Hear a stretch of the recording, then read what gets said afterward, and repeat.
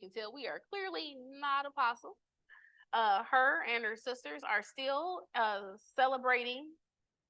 They released their grandma and grandpa's ashes on Monday.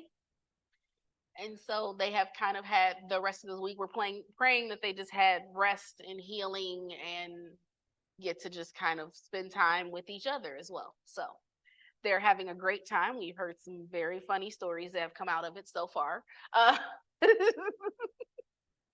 So I'm sure we will get more when they all return. So with that, if we could have someone pray us in, and then we will get started with our question. Thanks. God, we thank you for bringing us all here today for this Bible study and allowing us just to be together and to learn from Pastor Kamika and Pastor Osi as they teach us things today. God, I just ask that you help us understand it, God, in our own ways, God. And I ask that you just continue to cover Apostle as she's on her trip, God, and her sisters. I just ask that you keep them safe, God, and allow them to have fun and spend this time together, God. And we thank you for this day, God. We thank you for everything, or every food item that was able to be given out today for the pantry, God. We just ask that you continue to cover those that do help with the pantry and with Street Kings, God. And we thank you and we praise you in Jesus' name. Amen. Amen. All right. So we will, couple of things. Let me just kind of outline the evening for us tonight. A couple of things is we will start off with our question that we start off with every Bible study. And then after that, we have had a lot of stuff that we have taken in over the past few weeks. So we are still looking at vetting the voices and what Apostle has taught on the first two regarding self-control, of self-awareness and self-regulation. For some folks, I know last week he participated in a trauma-informed care training with ACEs. And then there's just been a lot, even within the sermons, that everyone has been teaching. So we want to give a space and a place to kind of ask some questions, recap, dig any deeper we need to. Also just want to give the caveat too that as we move forward, next week we will not be meeting on the 6th. It'll be holiday. Enjoy, be safe.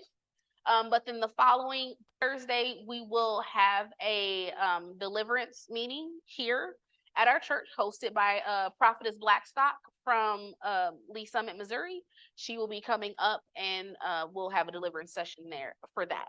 So also want to give space for anyone who has questions, who have not been through a deliverance or have questions about it. We'll talk a little bit about that as well. It is July 13th.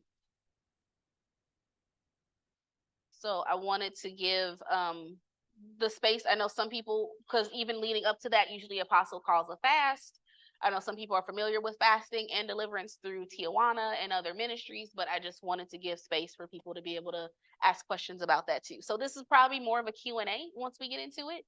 But I wanted to let's start off before we go any further with our question, which is, oh yeah.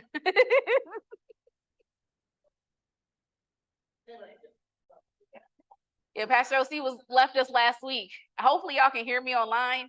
I was a pseudo Pastor OC. Thanks. We got it through.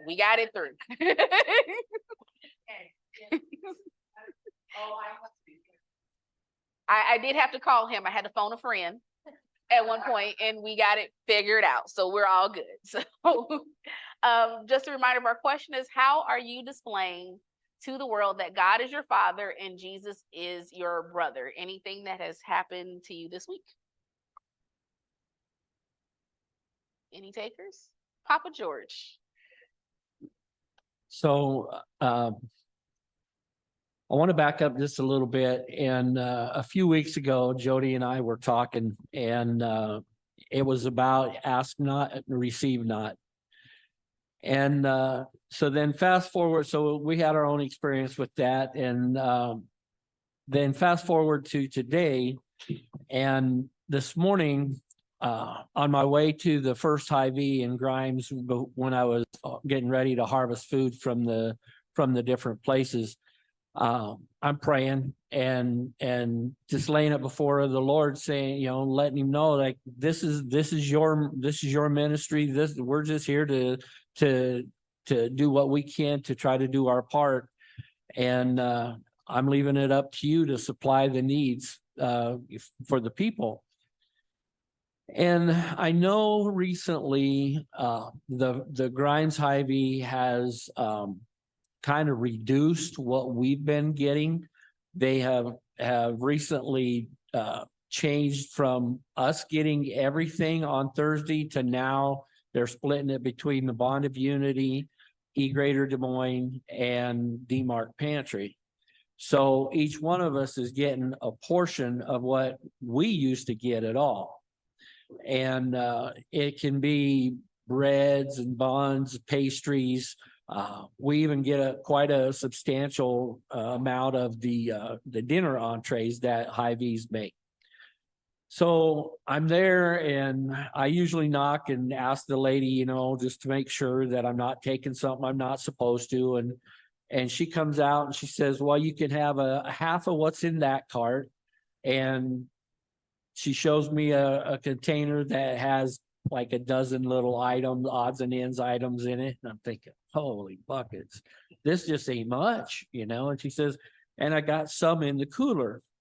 So she comes back with what was in the cooler, and you know, and once again, it's just a partial compared to what we would normally have a full shopping cart or even 2 shopping carts full of entrees.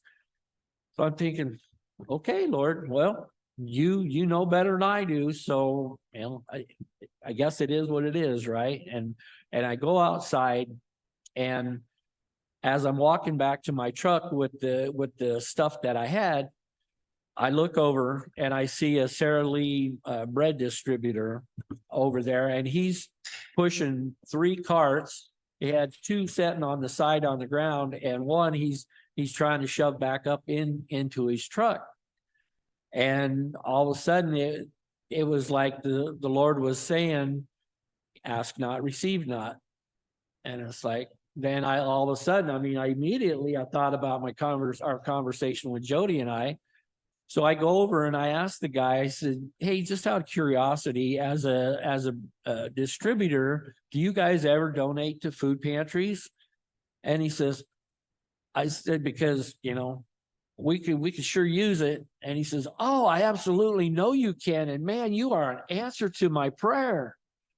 And it's like, you're an answer to my prayer, brother. And so he has 3 stacks of bread. And it's like, yeah, heck yeah, you know. So here I am, I'm taking the 2, and he says, as soon as you get the first one unloaded, he said, bring the 4-wheel dolly part back. And he said, and then I'll give you the 3rd one. And it's like, heck yeah, man. So I ended up with a pickup load of food from the first store. And, you know, all in all, it was about what we would have probably got. And we've got stuff left over behind me for the street ministry as well. Or even if somebody's in house and they want a loaf of bread or something, feel free. I mean, because we gave away what we could today, and we'll give, if there's something still left on Saturday, we'll give the rest of it away. And if we don't give it away there, we'll take it to the mission, and the mission will get it. So God truly had an answer to the prayer, not only my prayer, but to the other guy's prayer as well. But as I was talking to the guy, I said, well, God bless you. I said, thank you so much. And he said, oh man, he does every day. He says, you know, he said, about a year ago, he said, I had a life altering experience. And he said, and every day, he says, I thank him. I thank him so much. And it's like, well, praise the Lord. He says, oh, I do every day. It was like, heck yeah, man, that had me fired up right away in the morning. You know, it was like, I needed, you know, so that was good. That was what I wanted to share. Hey, man, that's awesome. We will follow his truck around. Oh,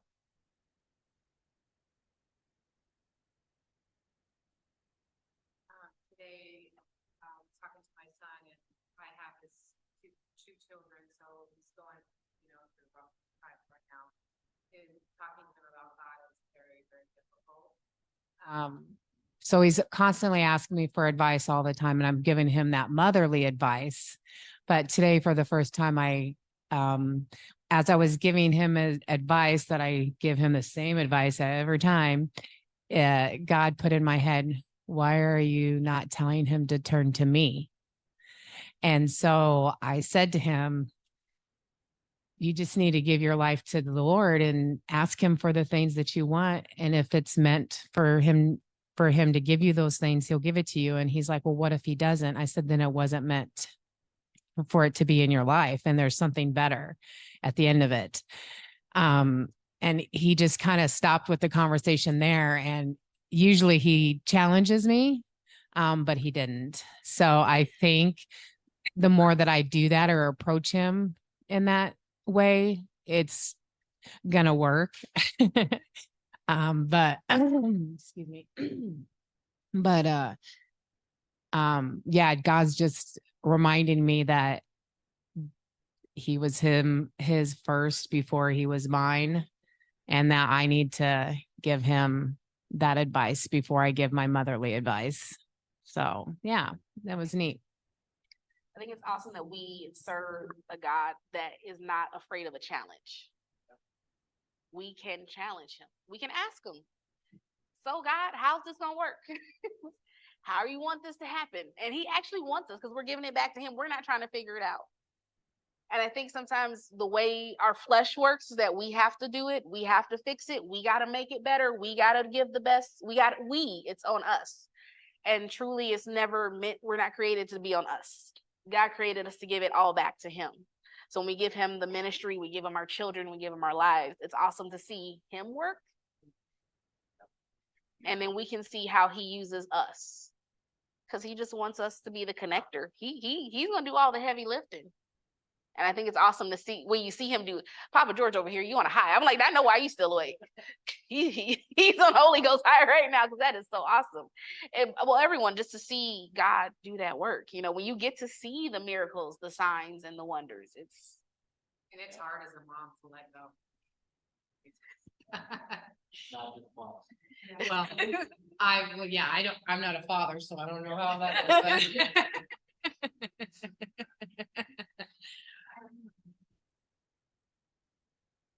Isn't really sad about me, but so my little brother, he's 5 years younger than me, and he has, for probably since I can remember, been into like pagan type stuff and like witchcraft and all of that stuff. And obviously I tell him my feelings and how I feel about it, but I try not to, I don't want to smother him with it.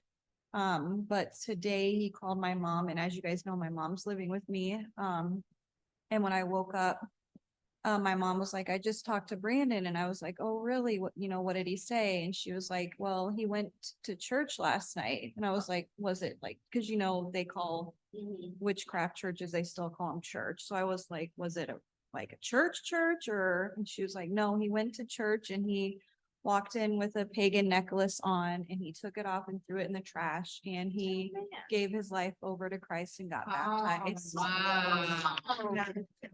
Yeah. Well, of course I cried, because my baby brother, my only younger sibling, and I just told him how proud I was of him. And, That's awesome. Yeah, it made me really, really happy to hear that.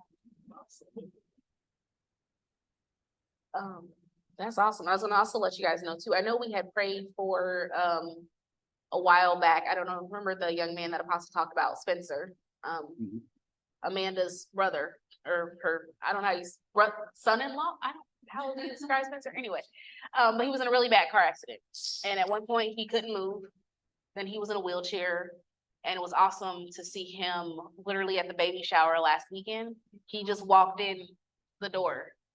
No cane, no walker, no wheelchair.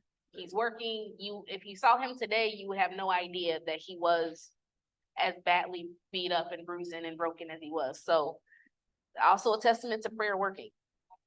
Never give up on God. He's gonna still be working. Any other? Oh, go for it. I don't know. Well, I guess it could be testimony but you know, when you get one of those phone calls from a friend or a family member, and this guy's like, my dad and his dad grew up together. This Missouri thing. So, so we call each other cousins. So it's a Missouri thing. My friend knows, you know, so I look and see the phone, and I was like, oh, and I was headed somewhere. I was headed to go get some cheap gas in Ankeny. And I was like, so I'm sitting there at Casey's and I'm getting ready to do my upside thing and put my wife's, you know, rewards thing in. That now she knows that I'm putting rewards in there now, because I told her not doing that. But anyway, so I'm sitting there and I'm listening to a spiel, and I was like, oh man, bro, just okay, to myself, what do you want? What, I mean, where are we going with this? So he's telling me giving me the spiel, the hard luck story, because I heard it 2 years ago. And because I was working at night, and he was telling me, man, you need to come get me, blah, blah. I was like, bro, I'm at work. I can't come get you. You're gonna have to work it out with you and your wife and the kids. But anyway, he's giving me the hard luck story. I see stuff on Facebook about what he's going through. And I was like, okay, cuz. I said, yeah. And I'm sitting there, and so he asked me, could you get a little help? And I was like, first he asked about the food pantry. I said, yeah, cool. I can, that's nothing. And but then he said, but I'm like, okay, here we go. He already owes me some money anyway. So, and I knew this is what the call was. So he called, and I was like, you know what? Hey, I'll give you a certain amount. And he was like, for real? I was like, yeah. I said, I'll be over. I'm headed that way. And I'm like, because I was weaving to Sam's. And I was, they got those dollar yogurts. And I just said, my taste buds for the yogurt. Lord forgive me, I had to taste buds for the yogurt, but I stopped and went to go help him. So, I pull up, we're on the west side, and, people kind of, they're sketchy looking at you like, hey, who's this dude? And so I was like, hey, cuz, so we're sitting out there talking, we're talking, then we talk about the Lord. They live next door to a church. So we're talking, and then he messaged me back, says, man, thank you for, the prayers. And we're just, that you uplifted me about the what's going on with the Lord and the family. And he was telling me everything. So I said, hey man, I'll bring the food tomorrow. So he's bugging me like 3 or 4 times a day. I was like, hey, bro, 5 o'clock after we get through, I'll be there, so I'm trying to keep the God thing together. So then I get over there, and after you guys get me the stuff, and Barbie gives me the stuff, and then I'm headed over there. And I had something else at the house for him, so I had to go to the house, then run, go get it. So then when I get there, and his grandson comes out, he helps me, and I see he has a little ankle bracelet on, and I was like, okay. Anyway, but I said, well, but before then, he calls me when I get to the house again. He's like, hey, by the way, I know this is out of the way, but can you stop at Quick Trip and get me? So I'm sitting there, I'm like, okay, this brother's like really testing just testing me. And I was like, okay, cuz, so what do you want? And he was like, well, can you go get me a hot dog? And, because his wife was gone with the kids doing something. And I guess he can't move around that well. He can move around, but not that well. So I was like, yeah, whatever. Hot dog, what else? Chips. Okay. And he said, this is what the kicker was. And I had to hold myself down. He's like, hey man, can you get me a fountain drink, but light ice? And I was like, okay. Light ice. Okay. Yep. Yeah. Cuz. Yeah. Fine. Okay. Headed over there. I said, just give me a minute. Yeah, I'll be over there. And he's still trying to give me another load. Cuz I'll be over there in a minute. Just hold on. So I get over there. Grandson helps me out. So then the next thing he asked me, he says, hey, thank you for the conversation. He said, can you pray over my house? And I was like, better believe it. And so I did. And his grandson went out, and he said, well, bring him back in here. I was like, man, if he wants to stay out there, nope, I need him to come pray with us. So grandson came and we all locked up hands and, you know, I prayed for the house and I prayed for the generational curses to be lifted off that house. But I told him, I said, you have to be the one that gets super right. So then all of them get, you know, super right. Yeah, because he was telling me some wild stories and how are two cousins? They're shooting at each other at the church parking lot. I'm like, I thought I was back in Sedalia when he was talking about that. I was like, but anyway, it was cool that he felt that he was you know, comfortable with me to have me, you know, pray for him. He sees the changes in my life. So I thank God for that.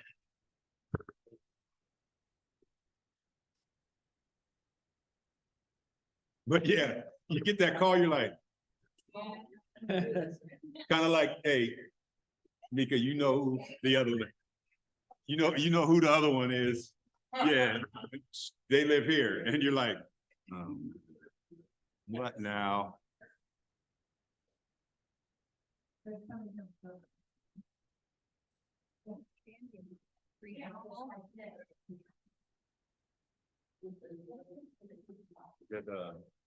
Oh, man. Yeah, we're in the middle of like candy dispute right now. Huh. You guys Yeah, are both- the camera's back on you, Mika, just so you know. What is the deal? What is, man, oh, is the guy. All right, back to you, Mika. Okay, I'll be. Oh, Jody's up. Okay. Like, wow.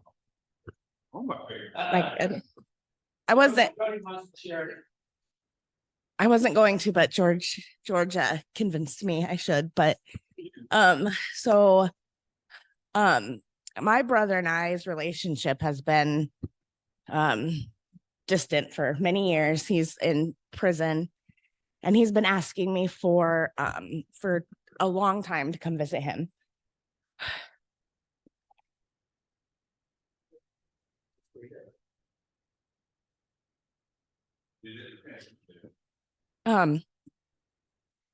And so I was praying about it and I asked the Lord to, you know, what am I supposed to do? Should I visit him? Should I not? And I thought, okay, I'll fill out the application because it takes a month or so to get approved. I was like, God, if I'm supposed to go, make it plain for me. Let me know, yes or no, so I don't get my emotions involved and all of that. So I filled out the application on a Tuesday and sent it in. And by Friday that same week, I was approved. So it was pretty clear to me that I was supposed to go.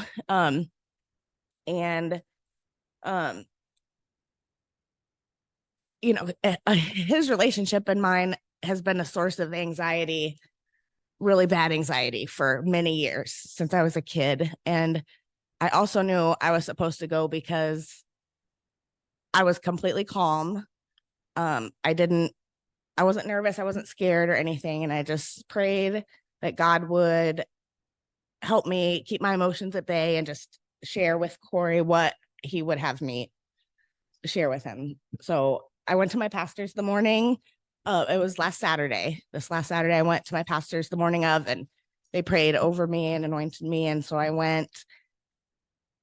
And when I saw Corey, he first came up, and this was, he came up and he asked if he could give me a hug, which was different, that he recognized that boundaries needed to happen. So when he asked me that, I couldn't even answer him. I just gave him a hug.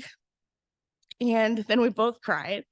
But we just had a great visit. There was no fighting. There was no arguing. There was no talking about what happened years ago. It was just how we're going to move forward. And then I talked to him about George and Terry's reentry program, and he said he's interested in meeting George and maybe doing that whenever he's not up for parole for like another year or so. But when I was leaving, I asked him if I could pray with him. And I don't know if he was embarrassed or just didn't know what to say, but he just looked really confused. And then I had like 30 seconds left. So I just gave him a hug and I said, I love you and Jesus loves you. And we always will. and then they kind of rushed him out of the room and like that was it. So I don't know, it opened the door for, more visits, and, I've been praying that he finds the Lord, and I didn't know if I was supposed to be part of that or if I was supposed to, sometimes I like to, like you were talking about taking control. I like to just jump in and try to fix everything and everybody. And so, yeah, that was it.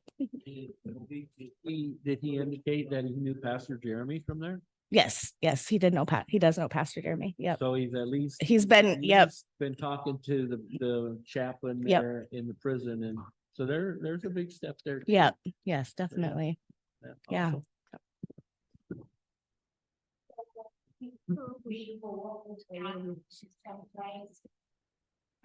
If he is, telling Jim's class really helping John a lot.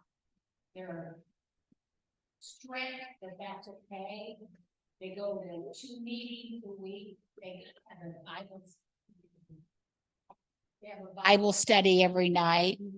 They need to attend church every week. So, I mean, they really reinforce God and everything. So it's he went to the fort and never made it. But this is real good. Sorry, we got a candy bag go circulate here. Okay, I'll make mine really quick. Waffles are his favorite. Okay, so, everyone knows I started a new job. I had this one trainer that I recently started with. And the very, I think it was like the first or second night that I was with her, she had this attitude and against me as she was irritated. And I can't quite put my finger on it, but it made for an awful night for both of us. And so I was like, oh, how am I going to continue with her if she doesn't see from how I am as a new person? She didn't like when I didn't know certain things. And I was like, how is this going to go? It's going to be awful for both of us. And then it was going into a weekend and I was like, oh, I'll just pray about it. And then hopefully next week things will be better. So I prayed and prayed and prayed. And then the next week when I was with her, whole attitude and everything changed towards me. And she was much nicer, much more approachable and able to ask her questions. So that made me happy. Okay.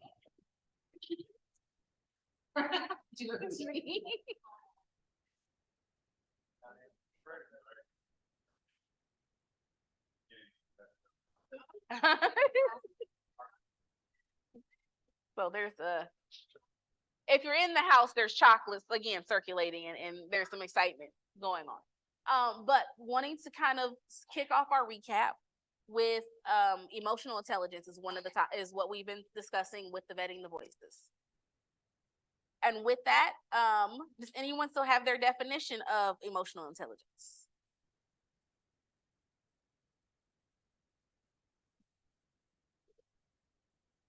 I don't know yet. Okay.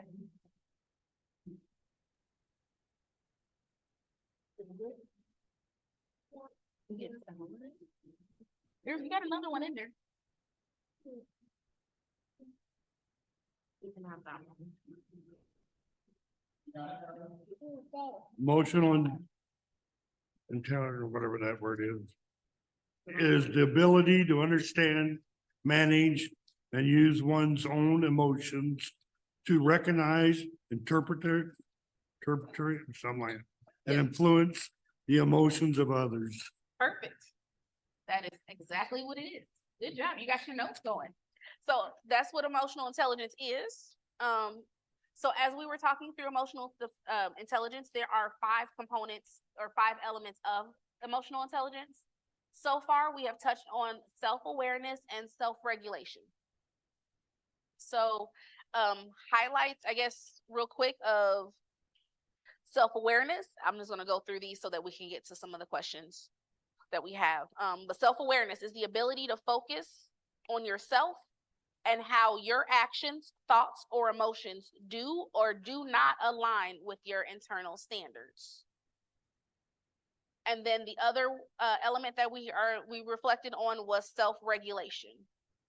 So with self-regulation, it is the control of oneself by oneself. So wanting to stop and pause there, we have the image on the screen with the high emotional intelligence, and then what it looks like to be low emotional intelligence. And a little bit of what we were talking about last week with the self-regulation, we jumped into the discussion with David, with Bathsheba. Am I saying that right? Bathsheba. And the whole, like, he saw what he liked and he went for it, even though that wasn't his. For those who want to go back to the youth ministry with Veggie Tales, it was the story of the rubber ducky. When the king took somebody else's, see, they know it, see.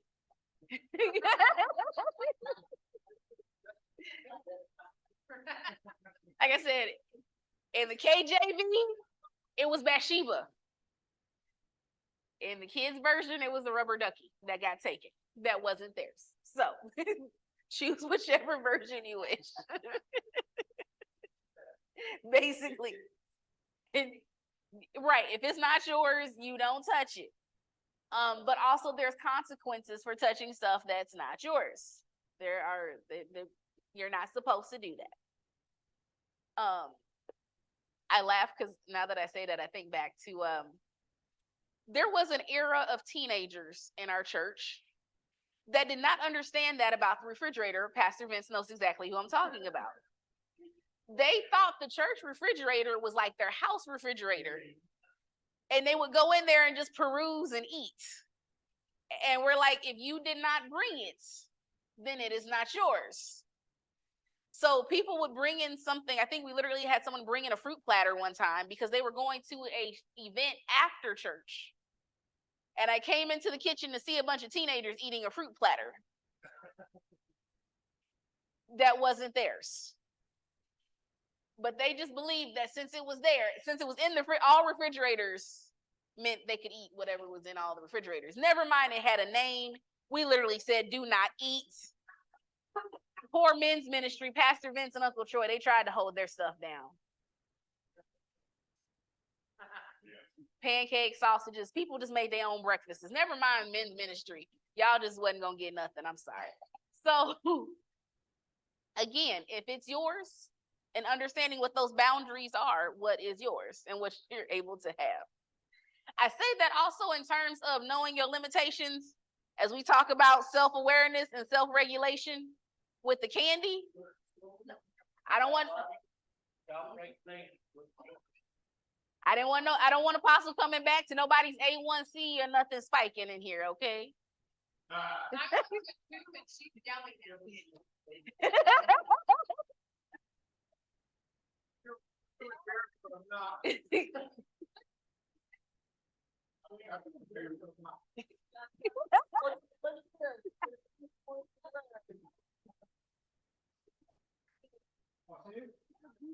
Okay, so we are throwing shots at everyone.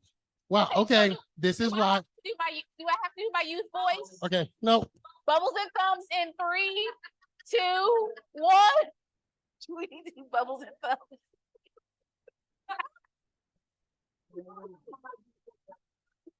I went children's church, but yeah.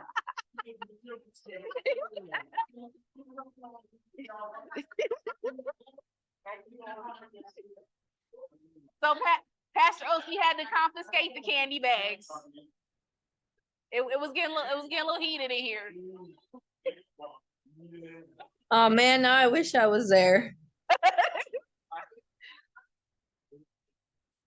Clearly, I had to go children's church. So if that gives you any indication of how we just made a left turn at Albuquerque right there. So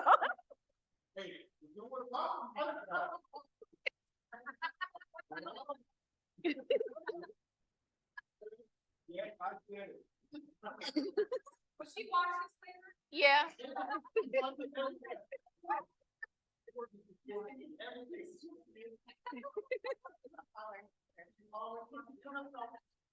No. There's a link.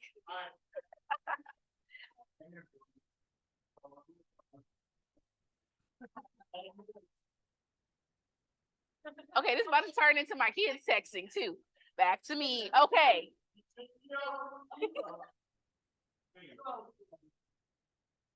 This is how it feels when me and Elsie leave the house. We started getting text messages from all the kids It is. telling on each other. Basically, it is. So I'll bring us back together by sharing a little bit from Denver. So Go ahead. I'll just do it like I always do. Mr. So Lowry, go for it. what'd you say? Children's church didn't work, so I'll let you go. Mr. I know, Lowry. I'm just going through it. So a couple weeks ago, as everyone noticed, that I was not present because I was in Denver for a work conference. And yes, we were there when the Nuggets won the NBA championship, which was a very interesting experience to say the least. But with all of that, one thing that we noticed, especially one particular night while we were there, was learning how to handle everything in moderation. Now this thing doesn't work. That's okay. We'll go this way. So what we end up learning is amount of stuff people can intake, especially over dinner, was a very interesting feat, and how on Monday night, we started small and petite. We were like, oh, we got this. We got to walk, whatever. By the time we got to Wednesday, we was like, forget all of that. We are going to go in. We have had a stressful day. We are going to reward us. It was the longest day in that conference. We had no keynote speaker. No, I was not at a club. We were the joke is later. But through all of that, it was the longest day. We had the most work we had to do, and people just needed to let off steam. And so realizing that was the day that we ate the most food. That was the day that people did legal stuff, not it's dimmer. Let me be careful. It is, let me frame this differently. I'm like that, left my last stuff out. It's not what I meant. What I meant is there's a lot of leeway in there. Those who decided to drink alcohol, they took in a lot of alcohol. Still was functional, still was fine, but they definitely felt it the next day. And so it was the day you kind of tell that everyone needed to let off steam. And it was very interesting because when we talk about self-regulation, it was very interesting to see on that day what people wanted to use to try to regulate themselves and their emotions and the like, and what they've been holding off to not to do and do in the like. And so for me, I took in a whole lot of water. And I mean a whole lot of water. But I can tell for me, it was because I was nervous about all the stuff we had learned and what was coming on forward. And so for me, when we talk about high emotional intelligence and all the things listed there, really trying to ensure for me being nervous of like what emotion and what feeling was I trying to avoid and sharing, because this is the first work conference I ever had been on. So most conferences I was on, I was by myself. So I don't got to deal with people. I'm team introvert. By myself. Awesome. But I knew this particular conference, I needed to be around people. I couldn't be the hermit. I had to go out and do stuff to a limit. So with that, I had to kind of work through like, what is that emotion I'm feeling? What is the anxiousness that I'm feeling? And, really trying to ensure when it says in the low emotional intelligence, wasn't any unforgiveness I was holding on that would cause me to not want to go out. And thinking back to where the previous moments where I went out before and I trusted somebody, but then it left me out in the cold. Wasn't any fragment of abandonment that I needed to deal with that was affecting my emotional intelligence that was coming out and causing me to not be as warm as I would be in like small group settings and the like. And so when we talk about self-regulation and we see the definition, the control of oneself by oneself, it's very interesting how God's going to continue to put us in situations where we're having to face ourselves, and sometimes maybe in the form of our past and maybe in the form of generational things that we've heard about before. It may be some of the reasons why we don't go certain places, because we don't want to be in the situation that others were in before. And so needing to figure out, what does that self-regulation look like, especially in comparison to, are we trying to self-regulate ourselves, or are we afraid of going into that territory once again? Not remembering that we are new creatures, knowing that we are new. And so there's this weird, it's this interesting balance of that the person who could probably save someone who was me is me. But timing is something that God keeps really close to his chest on when you get released to go back and save in that area you used to dominate in before, as well as what degree do you do it in? Because we can read the scripture and it says that he'll drive out our enemies little by little, but it's different when we have to look at ourselves and he's talking about the enemy as well. And thinking about how the children of Israel, when they got into the promised land and they received it little by little was a strategy by God because he wanted to make sure they didn't just get it, but they maintained it or they were to thrive in the land that they had. And so it's not to say that God is going to max us out quickly, but he wants to make sure that we don't just get something real quick and then we lose it all of a sudden. He wants us to have the endurance to be able to maintain and to handle it. And that's going to be the same thing with self-regulation. He's going to give us those little things, those little check marks as we go along, because if we don't know anything else about the enemy, as soon as we do good somewhere, he's going to pop his ugly head somewhere and try to take away the little bit of ground or victory that we have. And so part of self-regulation is going to be also acknowledging, knowing the tricks of the enemy, the pattern of the enemy, and to be prepared for not if, but when he shows up or whatever, try to come and wreck what we've got. Amen. Amen. With that, I wanted to tie into self-regulation. One of the things that quite a few of us got a chance to do last week was participate in the trauma-informed care training. And so even when we look at self-regulation, I just want to tie that in a little bit, is with that oftentimes when things happen, I like the trauma-informed care question because we can use that in examining ourselves, of our own self-awareness and self-regulation. One of the questions that always teaches you to train is, we used to say, instead of saying what is wrong with you, asking what happened to you. And you can do that within yourself. Because as Pastor OC was talking, we do stuff, and then I don't know if anybody had this. I'm learning there's people who don't have inner monologues with each other, like with themselves. I do. I don't know. I didn't know. I thought that was normal, but I know some people don't. But sometimes you do have that like self conversation. And I don't know if you guys ever had those moments where you ask your own self, "What is wrong with you? Why did you do that?" And as we talk about trauma-informed care, is usually how we're interacting with each other. But sometimes we can actually use that on ourselves and asking ourselves, what's wrong with you? We can ask our own selves, what happened to you? I do that every day at work. Yeah, what happened to you? Where did this come from? How did I get here? And start doing some of that reflection on ourselves, because it didn't just come out of nowhere. And sometimes, often we see the fruit long before, if we go way back to that tree, we see the fruit long before we even get back to the roots of it. Things of like, why does this make me so angry? Why do I get so anxious? Why does this make me feel this way? I'm a combination of an overthinker and and I say that because an analytic. So, and that kind of goes hand in hand, but I always want to find out the why. If anyone's had a conversation with me and you are a promoter, you will know you're a promoter because talking to me drives you absolutely nuts. If you have to take a deep breath, and I'm okay with it, if you have to prepare your heart and your mind to talk to me, I get it, because I'm going to ask you a lot of questions. Apostle and I used to joke all the time because she would come to me with this great idea and it would feel like I was shooting her down, and I wasn't. I just needed to know, like, how.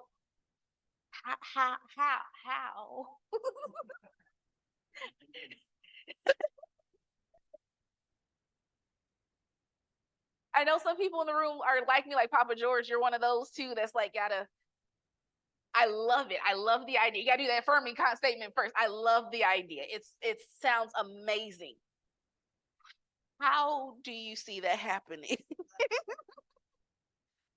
And it's because, again, trying to figure out where did it come from, because again, we see the excitement or the anger or the frustration. Those are all fruits. But then we have to try to go back and find out, where did it come from?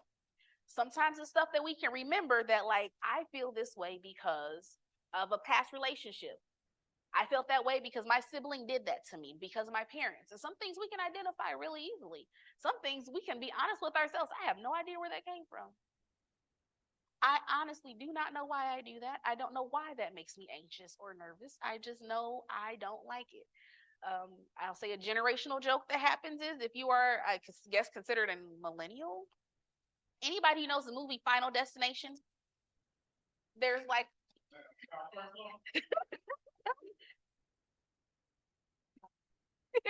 there's a movie Final Destination. There's a lot, it's a horror movie. A lot of people get killed, but there is one scene where there's a log truck and they are riding behind it. And so to this day, if there's a log truck on the road, you can tell who all the millennials are, who are all from that generation. Ain't nobody behind that truck. I will get a speeding ticket first before I ride behind that truck. And if you get pulled over, all you're going to tell the cop is, did you see the truck? Have you seen the movie? And did you see the truck? There is no. I will get off, and I know people will get off exits and waits before they get behind a logging truck.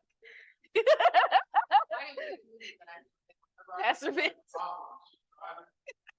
Like slow getting by a semi, I'm like, because you just think about the wheels getting ready to, and she's just like, just singing along, and I'm like, I'm pressing on the gas over here on my side. And I was like, let's get around this thing. Yeah.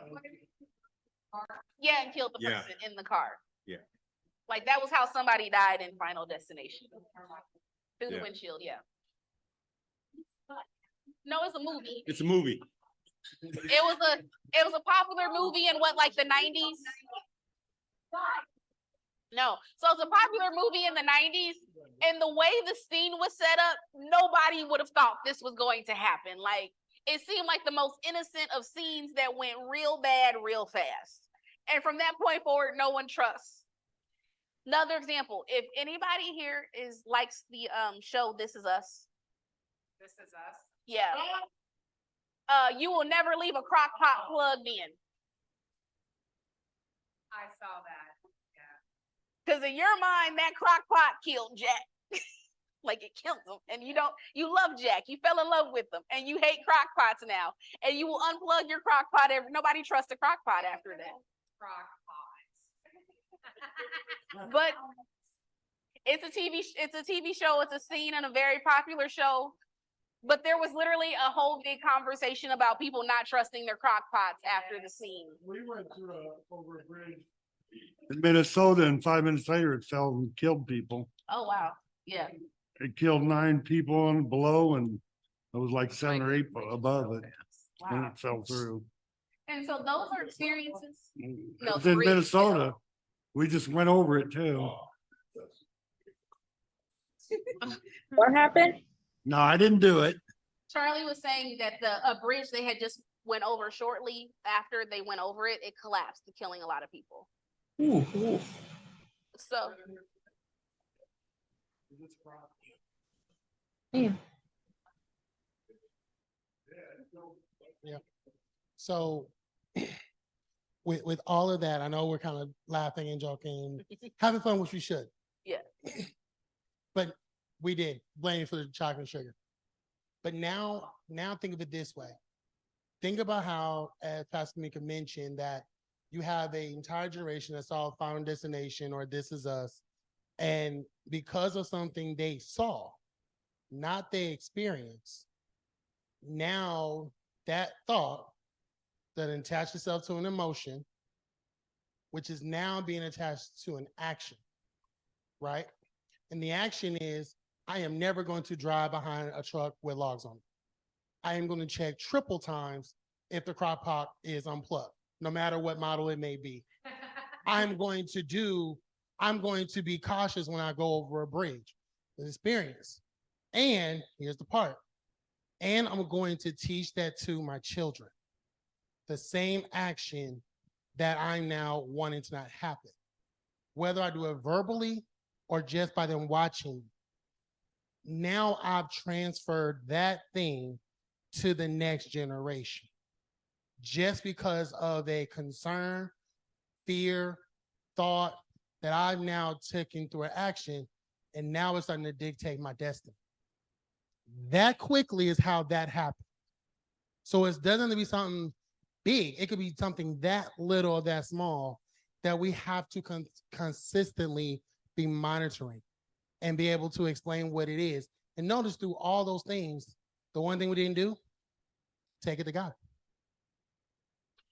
Through all the examples we just shared, not once did we take it to God to check it. We took the ball and we ran with it. And that's how quickly this can happen. So now it gets to the point where how do we unravel it? How do we truly address it? That's the purpose of this Bible study, y'all. So I wanted to show, because I was like, that's what this gets to. Is that the same experience for like if you actually experience it, like say you've been in a car accident and you're kind of paranoid, now you don't want to drive again because you've been through that car accident? And part of that becomes, so similar to that is where you begin to, where we talk about a foothold becoming a stronghold. So a prime example that I'll give for me and Pastor OC is we were in Florida in that wonderful red van that we have out there. We're at Savannah, Georgia. We had driven from Des Moines, stopped in Tennessee overnight, woke up the next day, got all the way through Atlanta traffic, Lord bless. And all the way to Savannah, Georgia. We went to our Airbnb, unloaded everything, called his family, said we are on the way. We are blocks away from his grandmother's house.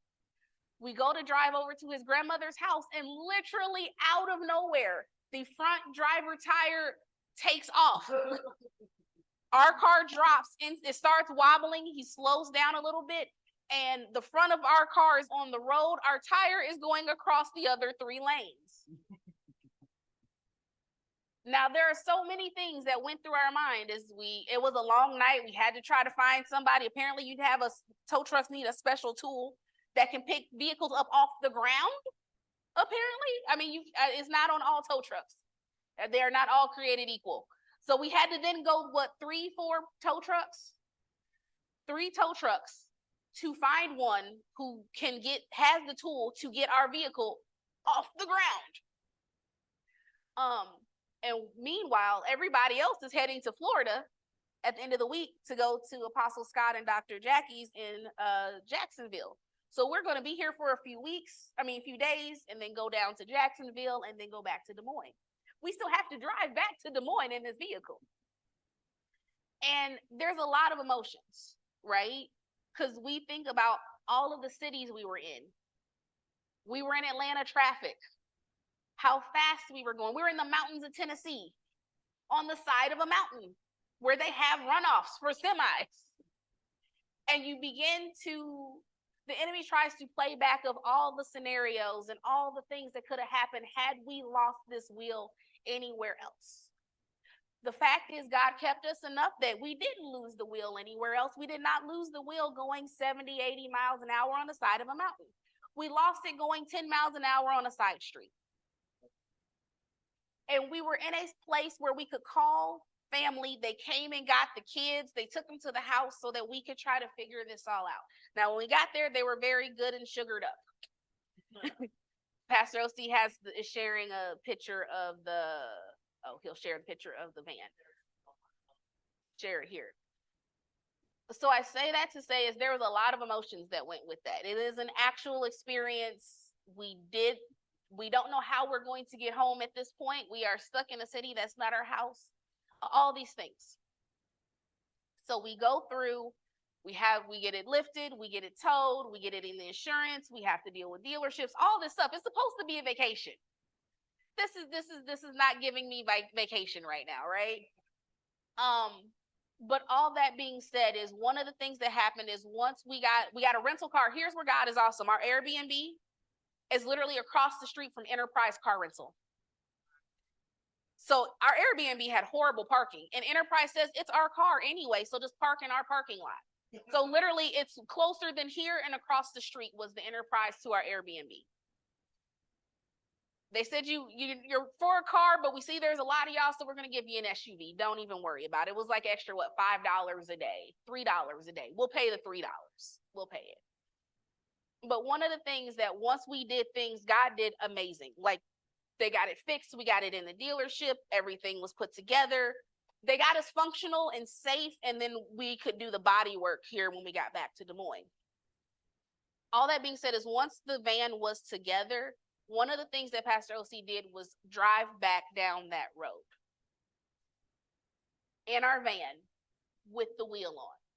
Because what wasn't going to happen is we did not want that to create a fear in us and a what if, because we still have to drive to Jackson, from Savannah to Jacksonville, from Jacksonville back to Des Moines. And we did not want that to overtake us. We did not want that to become a stronghold. We wanted, as Apostle talked about, to change our perspective on the whole situation. We can talk about, and granted, we had our wave of emotion of all the things that could have went wrong. But realizing the fact of the matter is none of that happened. God kept us, covered us, got our vehicle repaired, got us to the conference. We still had a vacation. We had literally a day where we decided to say, you know what, we went to the beach. No insurance companies, no repair shops, no talks of rentals. We're going to take the whole family. We went to the beach and we had an amazing time. And then, so yeah, he just put it on in the sanctuary. And so once we did that, we got a phone call after that our van was going to be ready. The insurance company expedited the entire process. So they did it in 3 days, an entire claim and repair. And it was amazing. But the thing, to your point, Shelby, of it was an experience and we had it, but we were determined to give it to God and not let that experience have control over us and what we wanted to do moving forward. Papa George. Well, I guess so. I guess maybe your answer to her question is then you had them. Can't hear you.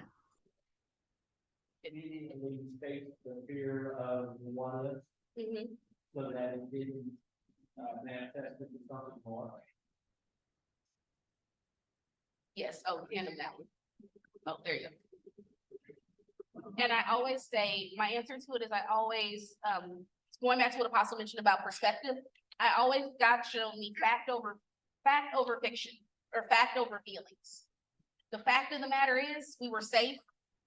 We were in a good place. God provided, he repaired, he restored. Because so all the things we were feeling were just feelings. They were emotions.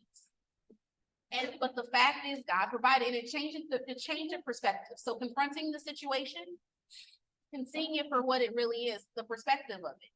Because so like if you said, Shelby, you're in a really bad car accident, I guess what part of the car accident would have tried to have a stronghold on it? For some people, it was that the accident happened at night, so they don't want to drive in the dark. For others, it could have been it happened in the rain, so I don't want to drive in the rain. So there's different components. It's not just the car accident, but there's usually something about it that will try to kind of encompass or take you over. Not just the car. Some people, it could be a car altogether. Like they don't ever want to get in a car again, and it takes them a while to get in a car again. And I'm not saying to rush the process, but start working and moving towards that. I hope that makes. Does that help, Jody? I don't. Sorry. No, the question was, does that help, Shelby? Does the answer work? Kind of like I kind of have a different. It's not really a car accident. Okay, so like, let's say you had a gun go off in the apartment, and now, or your house, whatever. So now, like, you're jumpy. Ever since that, you've been like super jumpy about little stuff. So how do you fix that? How would you fix that? Or I guess, I don't know. Sorry, I missed that first part. I said, so like a gun went off in my apartment, and ever since that has happened, like I've been super jumpy over little stuff. So like, cause I've had that experience, now I'm jumpy. Well, let's look at it this way. Did you know the gun was in the apartment? Yes, Did you know the gun was in a place that it could go off? I guess, yes. Okay, so that's the thing is, what about it made you jumpy? The fact that it went off, or that it was that you didn't think it was loaded? Well, the person said that it wasn't loaded. And so, yeah, So when you look at the situation, the issue, like, so again, you start here, you start kind of bringing it back. So- Identify. When you identify and decode kind of what is it that's making you jumpy, is the fact that you trusted someone, and that trust could have cost you or someone you love their life. right. So that's where you have to first, it's not, it's the gun going off, but like when you go back and you look at the whole situation, is you told me something, I trusted you, and now I can't trust you. Gotcha. Okay. Yeah, well, you can.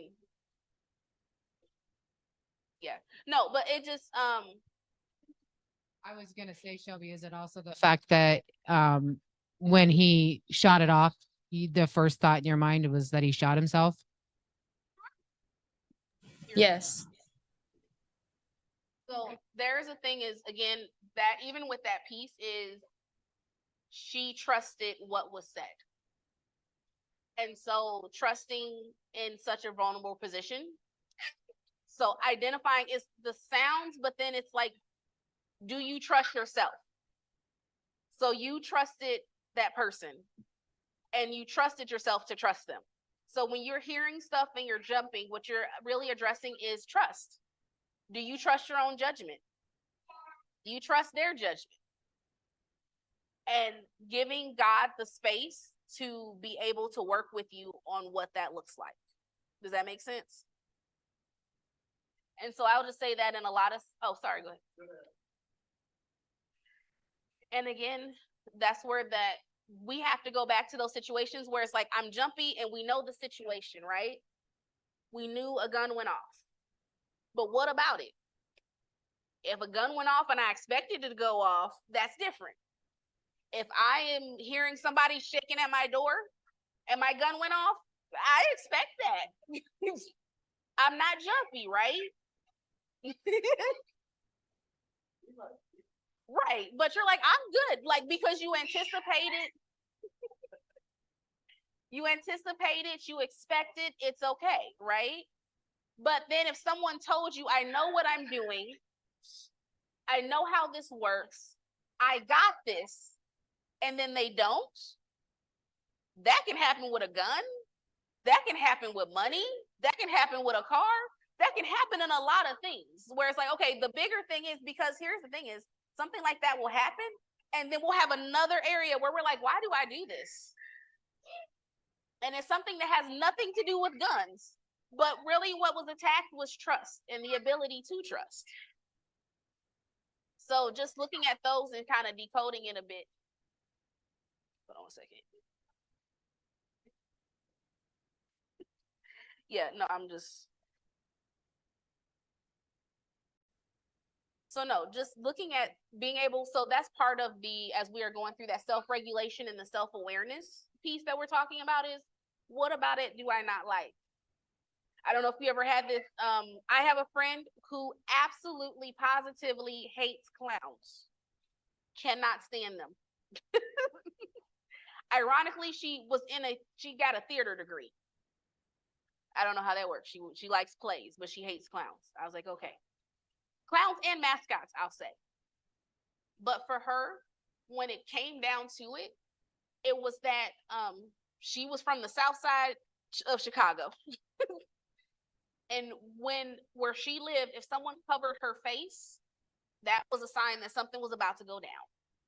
So she did not like it when she could not see people's faces, is essentially what it came down to. Because masks. Like the clowns were one of the masks back in the day that people used to use to cover their face, the old Halloween plastic ones. Mascots, anything like that. So again, she just like, I don't like it. And when I tell you she does not like it, this chick climbed over me and 4 other bleachers to get away from the Drake Bulldog. I kid you not. She took me all the way out. She threw me. I'm glad the Bulldog was just a mascot, because she would have, our friendship was gone that day, I'm sure. But when we start looking at this self-awareness, and then I'll lead this a little bit into our conversation about what will be coming up. So when we start talking about deliverance, and I just want to mention that, it's because for some people, you think deliverers, and some folks go immediately to exorcist. That ain't happening here. That is not happening. If your head is spinning and something coming out, we gonna put a pause on that. We gonna call in some big dogs. I mean, that apostle is not a big dog, but I want her to have more backup than just yeah, she's gonna get some more. So with those, I say that because the true meaning of deliverance is when you stop coming in agreement, when you do no longer come in agreement with those negative things. I don't agree with being poor. I don't agree with being anxious. I don't agree with being scared. I don't agree that I am less than. And we begin to pull those things apart, and you literally you're not in agreement with it anymore. A common one, I guess I can use an example of, is anyone had, because I feel like a lot of kids were told this, that that some people were told as kids that they were stupid, or they weren't going to be anything, or they were like a person. I've heard of individuals who are like, if they're in a divorced household or separated household, the parent that wasn't there when the other parent got mad, they were kind of like, you're just like your dad, or you're just like your mom, or you're just like the negative things, all the negative things. It is so common for us just to accept those things, especially if we were kids. We just took it. And that even became our safety blanket, right? Like that became something we're comfortable with, of like, I do this. Well, I'm just gonna be like my dad. I'm just gonna be like my uncle. I'm just gonna be like my mom. Why am I even trying, right? I'm just gonna be like the rest of them. And so I use that example because most people usually have something that they have. Now, thinking about in your mind and your heart and your spirit, where you come and say, you know what? I'm not gonna be like them. I'm not. And I say that from even someone coming from family. I went to college. One of my big things was I was not going to be a teen mother. Absolutely not. It was more common in my family to throw parties for a baby shower, or for people getting in it. There's the pre-jail party and there's a release party. I'm very serious. You have the party for the people before they go turn themselves in. We have a cookout, because they know they're about to go turn themselves in. They've been to jail so many times, they know how long they going in for. I'm about to go do this quick 6 months. I'm about to go do this year. I'm about to go do these 18, literally. And they threw a party because they about to go in. And then they had the party for when they got out. And then there's a party of all the teenage girls, because none of my cousins, usually my mom was probably the youngest that I knew. She had my first brother when she was 13. The rest of my cousins usually had their kids by the time 16, 17, 18 was old. I had none of those. I had a graduation party. And do you know some people didn't understand what that was? Because no one had done it. People got their GEDs. No one had graduated from high school. Everyone either dropped out, had a baby and dropped out, went to jail and dropped out, went to jail and got your GED. Nobody actually graduated really from high school. My brothers did, and people still didn't know what that was. And the only reason they comprehended that graduation, well, my oldest brother's graduation, is because he played football. And they understood, oh, he gonna go to college and play football. They got sports. Academic girl? Going on an academic, some people couldn't spell academic, let alone celebrate it. So, but I had to pick a point where I'm like, I can't, I'm not, no, I refuse. And choosing a different path, right? And so when you have deliverance, that's what that is.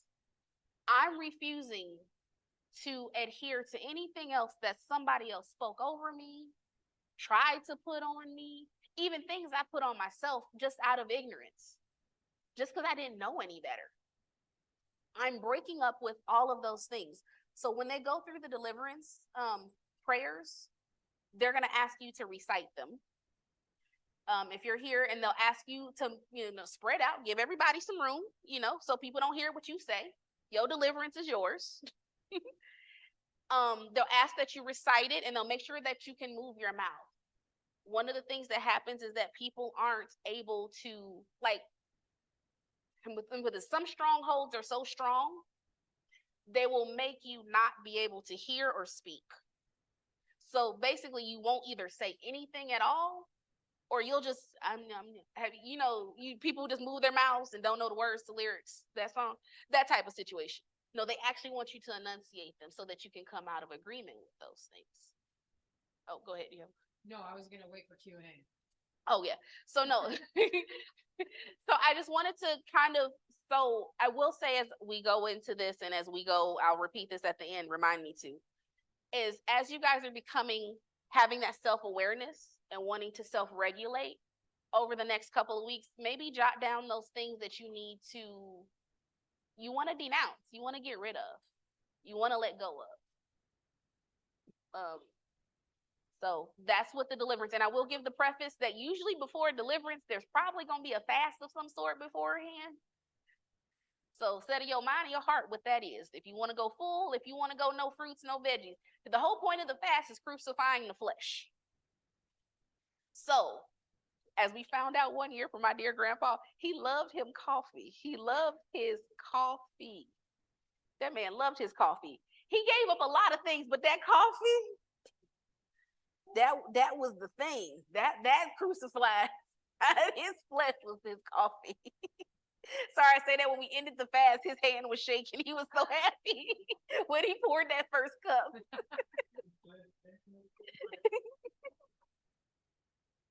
And so definitely we'll talk through that a little bit more. We can ask questions about that, but definitely, if Apostle doesn't say what it is, I would definitely encourage you to choose something that truly is a sacrifice to you. If it's the Coke, I know for some people it's coffee, some people it's a Coca-Cola or a Pepsi. It could be chocolate. And sometimes we say liquids, but if you already on if you on a slim fast liquid diet already, that ain't really gonna do much, right? So, but definitely think of things that, something that you want to give up. And so before we go to Q&A, just want to also say this as well. If you have a medication that you need to take, that you have to take with food, please do that. Yes. Okay. The fast is, if you got to take medication with food, do that. And maybe either you look at the amount of food you eat throughout the day. You may consider fasting for something else like social media, talk show, TV. There's a bevy of ways you can do this. To give you an example, Jasmine went through a fast when she was like 3 or 4, and she gave up a spatula. That was her favorite. Her favorite toy was a spatula, and she gave up the spatula during the fast. So I'm not saying that to demean anyone. I'm not saying that to try to punk you into doing something. I'm just letting you know as an example that if food isn't the thing, because like, for example, I know for Pastor Vance, I'll put you on the spot a little bit. When we call fast during the summer, he has to be very mindful working in the factory that he still needs a certain amount of calories, which, by the way, when you're fasting, you still need about 12 to 1,500 calories to operate. So you have to keep that in mind. But I know for those who works in the heat in the factory and other positions, food all the way gone is not an option, or if they cannot work. So we have to have conversations. So I say that to say, then we'll open up for Q&A, is if you have a question, ask. Yes. Not just tonight, but also within the next couple of weeks. Grab one of us and have a conversation with those who've been through a fast, because we've been through a bevy of fast, we've been through a duration of fast, And like we said, we do believe Apostle will probably give more directives on the fast for this particular time. But we can give you kind of some generic concepts of how it works, because it's going to be about, if nothing else, what is it that you can give away to crucify the flesh? That is the source of all of it. Okay. Q&A, let's go. Go for it. Well, I've never fasted before, so I'm not sure quite how to do that. Like, do you just like pick one thing? I guess. There are a variety of fasts. So the one that you hear of, the typical fast, standard, I'll say, is like liquid. And we used to say, if it can fit through the straw, you can have it. Oh, so like my diet that I had after weight loss surgery. Basically, yes. So that's, if it's a liquid fast, that's what a liquid fast is. So, but I do say with liquid fast, there are protein shakes, there are, we'll do the naked juices. There are, again, like you said, what you had after surgery. So Okay. things of that nature. Definitely staying very. Every meal? Huh? Every meal? Yes. Okay. There's also, like I said, Apostle can give some more directives on what God is calling us to. There's also the, 6 to 6.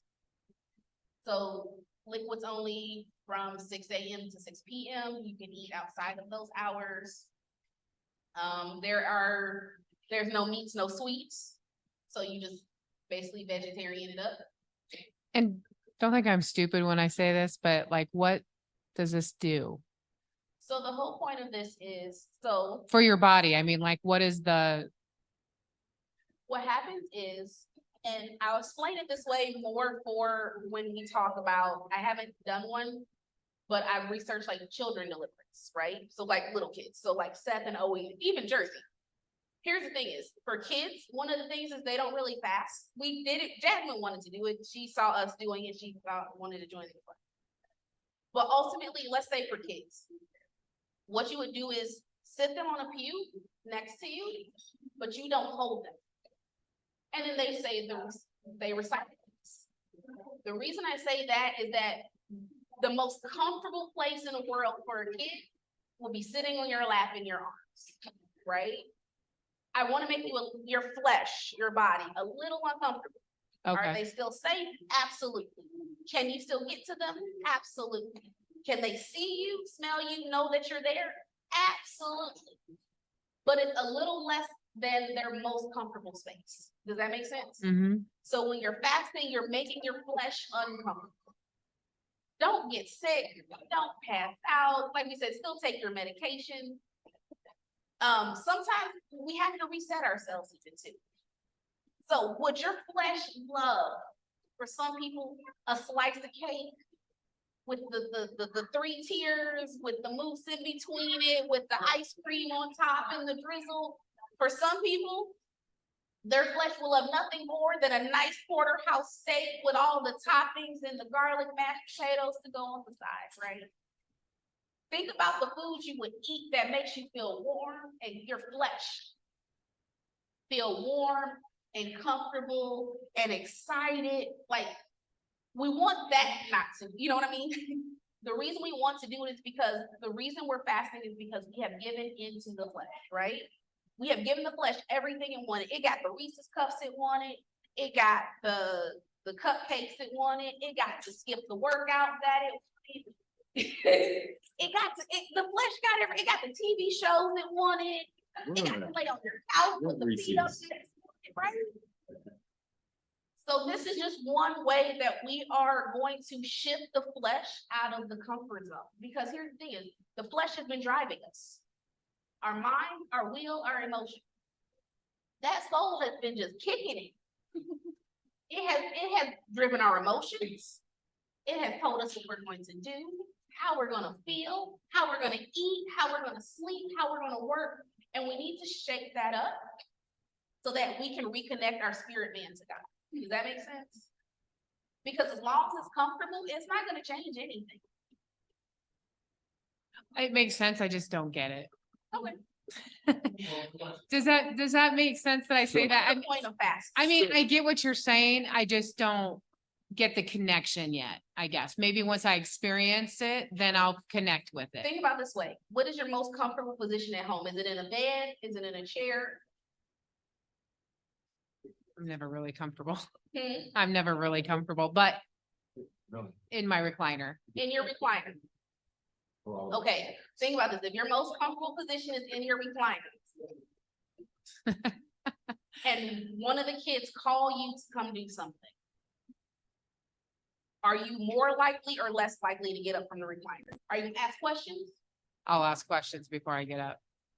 Are you gonna challenge them because you don't want to get up from that recliner, right? Right. Now, imagine you're sitting at the kitchen table and they ask you something. Are you more likely or less likely to get up from the kitchen table than you are the recliner? Oh, You're less comfortable. I mean, granted, you sat down. Matter of fact, you're not even sitting down. Let's say you're. I'd probably give it up more, probably more from the table than I would the The recliner. recliner, yeah. Think of fasting that way. Your mind, all of this is not going to move if it's in its most comfortable position. It has no reason to change. It's gonna challenge everything that God asked it. It's gonna ask it 20 million times, and it's gonna be hard to make a shift or a change because I'm comfortable. Every time your spirit man tries to rise up your soul, that mind, that will, and emotion, everybody, you good. But God is no, sit down. Right, you know, like this for 20 years. Why are we gonna try to start changing something now? No, was it really that bad? I know it was a little, it was trauma, right? But we've been living along this long. We comfortable, right? Why change? Your soul and your spirit are literally having that battle back and forth. And as long as that you give that control to that mind, that will and emotion, it's feet up. Got favorite dessert in hand, show is on TV. I am not moving. It's like this to the spirit the whole time. What we're asking by fasting is making this uncomfortable. So when this is uncomfortable, it's not leaning back no more. Its arm isn't over there. It's like, oh my gosh, I'm restless. What is going on? What is all of? But while this is distracted, who's in control? Your spirit man. That thing that's calling out, that hears God, that knows knows his voice, that wants to make that change. Like, whoo, I am so glad I'm finally in charge now. All right, let's do this. And can your deliverance be more than just one thing? Yes. And that's what one of the things I mentioned about, there's multiple ones that the prayer that they'll go through. And there's a lot of things that you can come out of agreement with. And you don't have to do it all at once. This is an ongoing process. Think of deliverance like taking a shower. I hope nobody just took one shower and they like me and said that was good enough. Nobody brushed their teeth just once and said, I'm good. So it's not gonna be just like, boom, you're delivered and you're done. It's like layers. There's pieces of it that you can get delivered from now, that you won't get delivered from till some other things won't come till later. Like I'll tell you in the very beginning, if you told me that in my walk early on, that I wasn't gonna listen to certain songs and that I wasn't gonna go to a club, I went to church. I went to church on Saturday and I rubbed off the stamp from the club and went on Sunday morning. Apostle, Pastor Vince was there, Apostle. I learned my hair were in braids. I had to freeze. I learned to freeze myself before I went to church because I was trying to get the smell off of me before I walked in. I still went to church.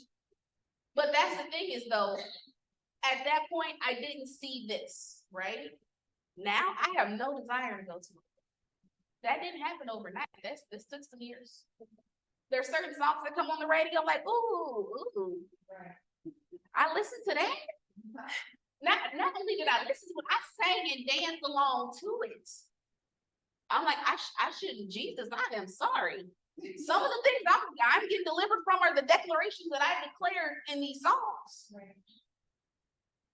I'm not that. I'm not a side, I'm not a part of, I'm not this, I'm not all these names that, I'm not those things. So some of it is me delivering getting out of what I got my own self into for the starters. I ain't even got down to the generational. Some of the stuff I just need to get myself out of. So no, it takes time and it's a constant thing that you will do. And there's more that you pull back and God will reveal even more. I hope that helps. Yeah, it does. So Should we there- bring there's kids a- or not? There's the natural part of it and you also need to, we want to spend more time with God in the spiritual part of it and continuing to ask him to reveal to us what are those things that we have and that we've been holding on to. Because like Kamika mentioned, we may not even be aware of what we brought on our own self, let alone the generational stuff. So it's twofold. I mean, you starve the flesh, but feed the spirit. Okay, so what if it's something really dumb that, you're afraid of? What you said? I am. I'm deadly afraid of the dark. I won't walk through my house unless I turn on the lights. Why?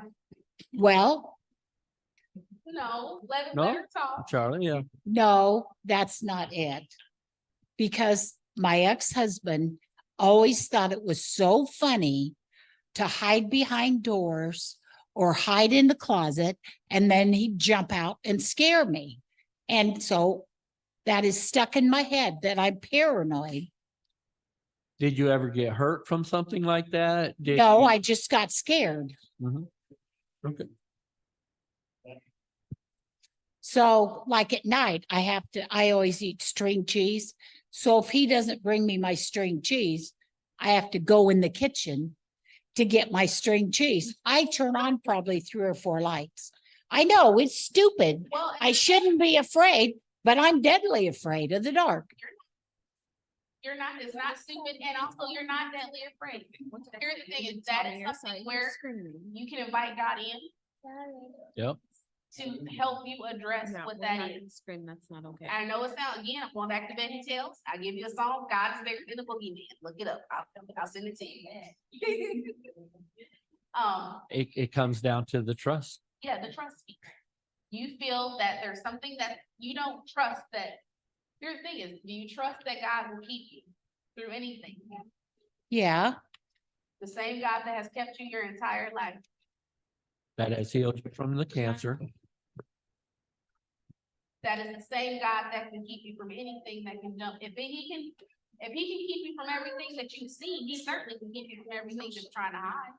Show her where Gianna is. So letting God in and letting him be God. And giving it as much as it may sound, here's the thing is, that's letting the voices, the sound of the enemy to say that this is so silly and so dumb, and why do I even feel this way? God says, well, either way, give it to me. No matter how silly or how dumb you think it is, Yeah. it's still mine. Every fear is mine. even if we go somewhere, like we go on vacation or a motel, I have to have night lights. I can't sleep in the dark. I have a night light in our bathroom. I guess on one hand, it's one thing if we're concerned about tripping and falling and getting hurt, that's a whole different deal. But if we're letting something control us, then yeah, we need to talk to God about it. Here's the interesting thing is, because I remember I was growing up, I was the nightlight kid. Until my dad pointed something out to me. He came in my room, turned my lights out, and we both sat on the edge of my bed. You know what's funny is, over a period of time, I could still see. If I gave my eyes time, it was never so dark that my eyes didn't use whatever light was around to adjust it. But it took my dad literally sitting next to me on my bed, turning the lights out, because I was killing his light bill. I'm sure I was. And we just both sat there. And then eventually he said, okay, go ahead and walk to your door. And I could see my door. I could see where I was walking. Now I had to clean my room. But I could see more than what I knew I could see. That there was more that was there. And so often that's the thing, is the enemy embedding that voice makes us think things seem so bigger and larger and scarier than what they ever are. And much like that, here's the thing is, it's never, even when I've been outside, you guys have been on cruises. It's never as dark as you think it is. You know what I mean? Like you can still see. And so I say that to say is, even in darkness, and the challenge I gave to the kids, even in darkness, there's light. Like when light, as long as light is present, Mariana's laughing. Yeah, I know. That was a good laugh. Yeah. Even as long as there's light, it will always move the darkness. So, all right. I don't want to keep us here too much longer. I'm being mindful of the time, 8:37. What to say about bringing kids coming in there? If this is your first deliverance, I would double check with Apostle, but I'd probably say not for this one. I was hoping. Yeah, not for this one. I will say ours will be there just because they've been through several of these. So they're, yeah.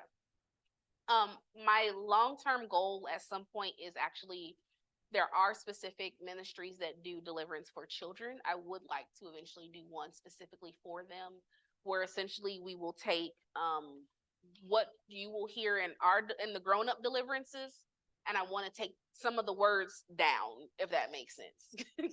So that they're just not repeating stuff, but that they really understand what they're saying. But yes, we'll eventually get to there as well.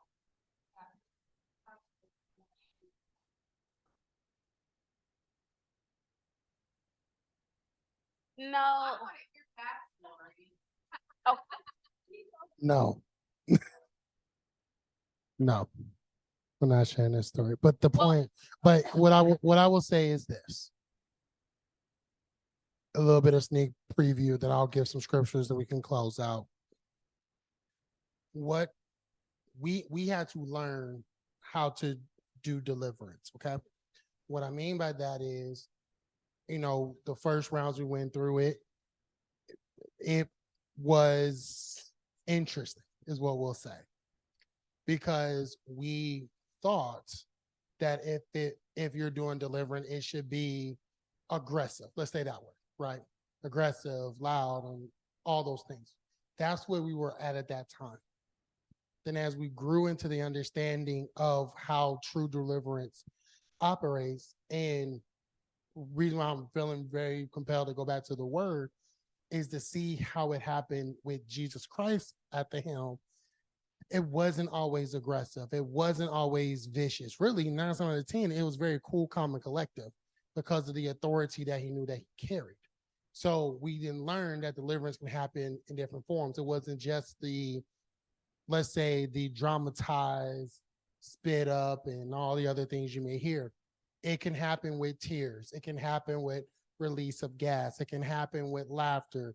It can happen through a bevy of format. It may not happen through yawns and all of that. So when we learn that part of deliverance is understanding there's a spirit of entertainment and distraction that will expose itself through those big demonstrative actions, we took a more direct approach. And so the last rounds of deliverance have been very cool, calm, and collective. Do we come across them once in a while, those more aggressive or let's say more rooted demonic things that we have to address? Absolutely. But at the same time, we know that all of them don't have to come out in that format, which is why you hear us say that if you have this thought in your mind that it's going to be aggressive and people are going to be throwing up on the carpet and all this fling and like all these things happening that you may see, that's not what it's going to be. It's going to be more celebratory. It's going to be more declaring and decreeing and renouncing. It's going to be more of just really you're going to sit there and you're going to think, are we having a worship service? Yeah. It's like, yes, it's going to be more of that because we're focusing on the word and the authority that we carry. So did I have to trip somebody? Yes, but that's a story for another day. Okay. But I do want to give you some scriptures just to kind of tie in some of the things that you've been talking about that we've been sharing. Let me make sure I share it on Zoom. Then we'll look for someone to pray. So someone get ready to pray because I'm going to go jump straight into it. Pastor Elsie, I did want to add one more thing to that. Go ahead. With deliverance, I want to give the caveat is that not everything is ready to be delivered that day. There are some things that people won't be delivered from, and it's just because they're not ready. So in our learning, and as we went through, and something that we learned is, so again, one of the more bigger, larger things, if it ain't ready to leave yet, and I say that to say is, if you take out something, prime example, ladies, once you have a kid, that's a lot of space. There's a vacancy there. And it takes time for that to fill back in, because there was a whole human taking up space. Melanie, I know I'm writing down your, yeah. There's a whole human taking up space. Now the day that you deliver that child, that space does not just snap back to the way it was 9 months ago. It does automatically just fill in, right? It takes time to fill in. It takes time to come back together. I say that to say is, if you deliver something, something has to fill. Now, the good part is there were already organs there. There's assigned spaces, right? Sometimes there's a little extra space when you get done. But something is meant to fill those spaces, right? You take something out. I guess a better example is even if somebody pulled a tooth. They pack that thing because they just can't leave it as a open socket, because you're gonna get that dry socket that really, you have to put something there. So you cannot be delivered of something if God doesn't have enough in you to fill that space just yet. Does that make sense? What's the scripture I'm thinking of? Let me go through the scriptures Okay. and let's tie it in.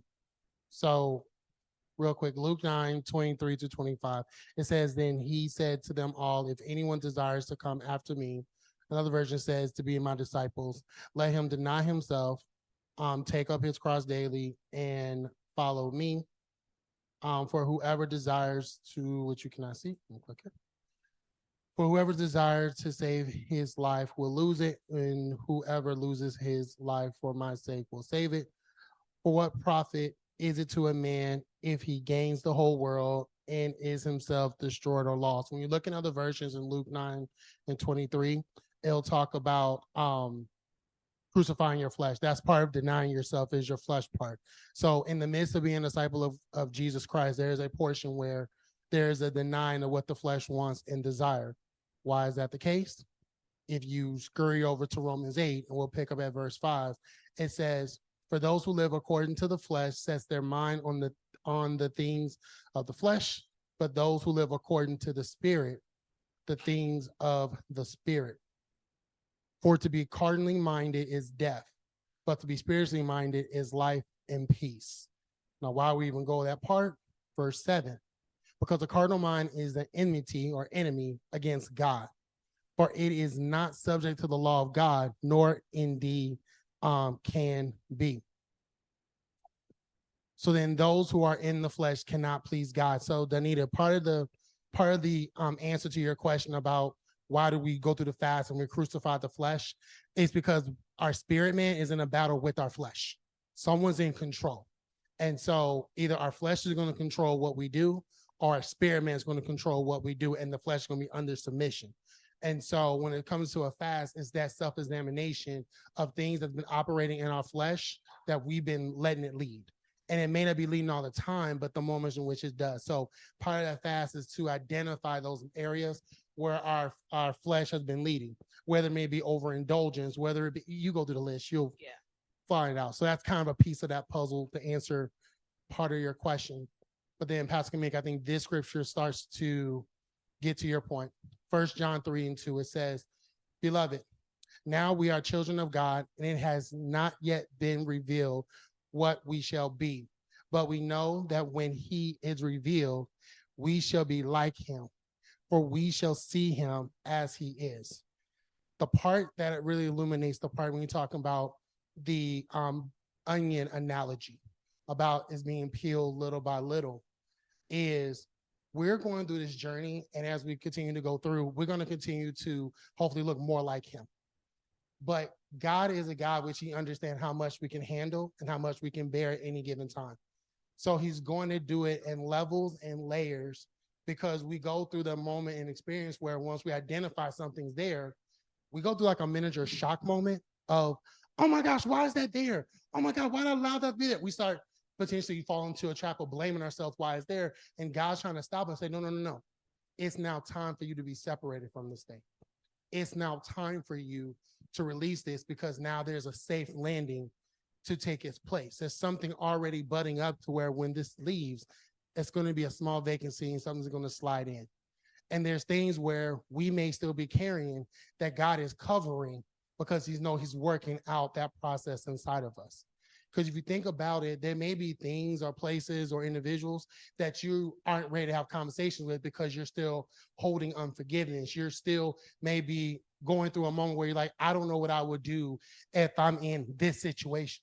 And those are the places where even though we're not there yet, we are still asking God to give us the strength to get there. And we may not even see where a small conversation during the food pantry is actually the second or third stepping stone for us to reconciliate with someone within our family.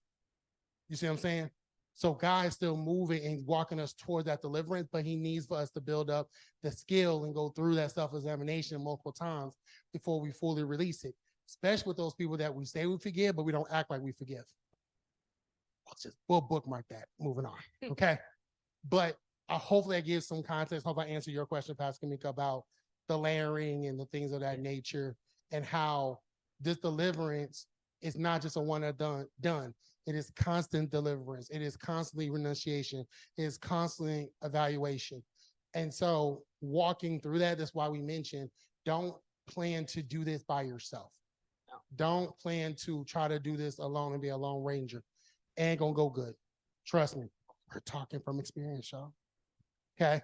So you want people to be by your side. And this is one of the reasons why Apostle is very clear about it. If someone goes on a fast, you let her know so she can cover while you go through it, because there may be principalities and things that will try to interfere, and she's able to fend off while God's having that one-on-one conversation with you. Amen. Isn't there also, and I don't know where it's at, Pastor O.C., but the scripture that says, some things only come out by fasting and prayer. So that's, I mean, it's right there. I mean, and I'm sure he'll probably have. And then We have some tools, I think. there's a video by Jensen Franklin that on fasting.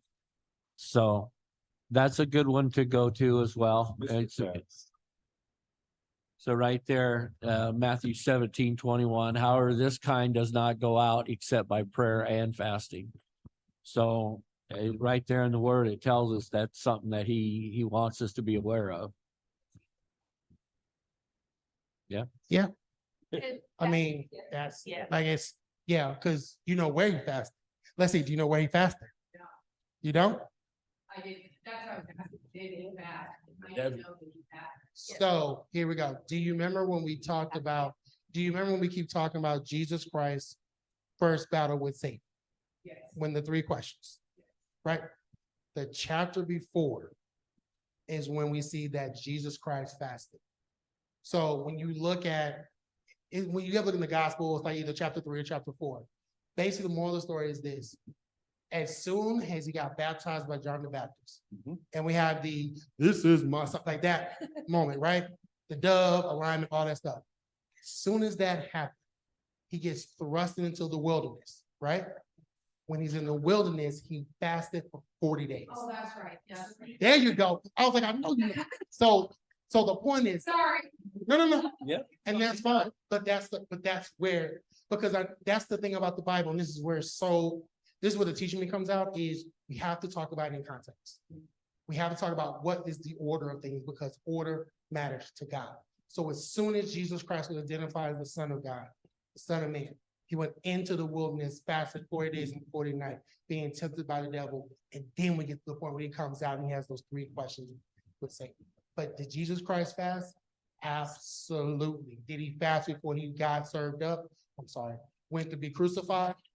Absolutely. Even called his crew to be like, can you pray and watch while I go talk to Dad? So yes, to answer your question. I see that, okay. No problem. Back to you, Pastor. And I'll say too, one of the challenges is, let's put it this way, fasting is so powerful that it will be challenging because it is so powerful. Does that make sense? Like, I promise you, everything in the world will come at you, will try to. Well, and here's the thing is, the things that can only come out by fasting and praying, know that it can come out now. You know what I mean? Like, things that it can only come out through this. Of course, it's gonna be like, nah. You don't need to do all that. You don't need to do that. You can just eat the cheeseburger. You'll be good. It is okay. But no, and like I said, we can elaborate on more and have more conversation. I didn't want to keep us too much longer, but yes. So, but I will say it is well worth the reward. Like I said, 2 things I'll actually make it 2 things. One is over the next 2 weeks, if there is something, think about what is that thing that you want to come out of agreement with. It may just be 1, it may be 3. Don't go over 3. Don't get the keep it. Well, let's get the starter kit, right? Well, think of it like the same way you would do if you were doing financial health, physical health. You don't tackle everything all at once, right? You pick a couple of key things and you go after them. Do that. The other part is, what is the goal? Write the vision, make it plain. One of my goals when I came into this with fasting and deliverance was, I don't want, if there's anything I can do to stop it from my children, if there's anything I can cut off with me, even if my children have to still face it, if I have the opportunity to weaken the demon, like I got the full throttle 100%, but if I can make it a 50% attack for my kid, if not at all, I will do that. My kids, my grandkids, I'm tired of stuff happening. Like I said, for me, it was the graduation. Now, here's the amazing part is, every year I go on Facebook, all of my cousins' kids are graduating and having graduation parties. They're going to proms. They didn't go to prom. They're going to college. They didn't go to college. So if the vision becomes, if I can change anything, I can make my life better. I can make my kids' life better. I can make my job better. I can make my mental better. I can make my health better. Whatever that thing is for you, write that down. Because when that temptation tries to come at you, that's the thing that's going to keep you going. When the cheeseburger comes up, it looks amazing, but you know what? What if I can have the next generation not be scared of the dark? If I can give up this French fry or this show, man, I can go into my job and speak the truth of God and not worry about what other people are thinking about me. I can have the life. I can open myself up to better relationships, to love, to reconciliation. Like, what do you stand to gain over giving up a day, 2 days, 3 days of something? So, all right, with that, as we are wrapping up and well over time. No, good discussion.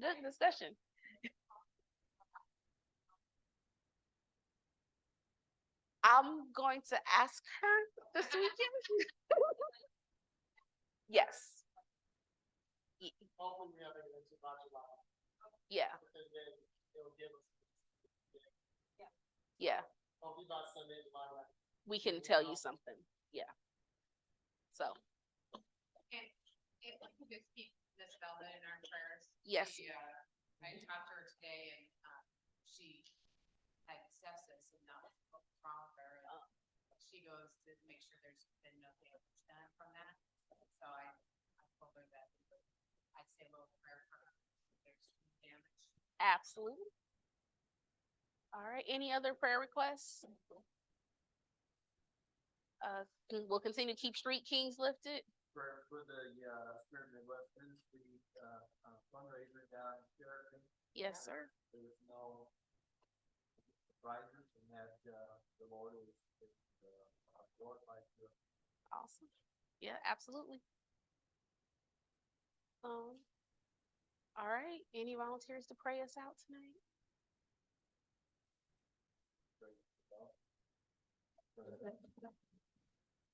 Do I still need my phone?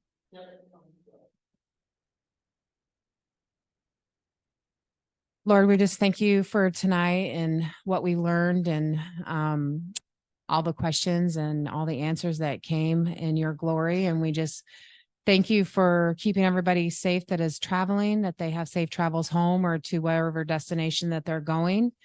And we just thank you, Lord, for the healing of Velda, that she has no damage from anything and that she'll have a clean bill of health, Lord. And we just thank you for any of those people that are sick that we don't know about, that you have healing upon them.